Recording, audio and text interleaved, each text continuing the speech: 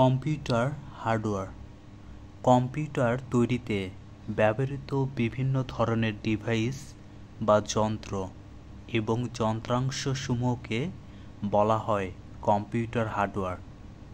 সাধারণত কম্পিউটার হার্ডওয়্যারকে আমরা দেখতে পারি এবং স্পর্শ করতে পারি। হার্ডওয়্যার ছাড়া সফটওয়্যার অচল, এর কোনো মূল্য নেই।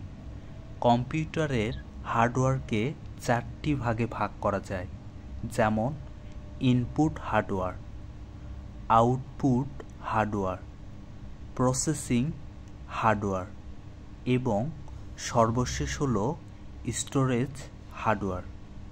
অর্থাৎ কম্পিউটারের হার্ডওয়্যারকে আমরা 4 ভাগে ভাগ করে থাকি।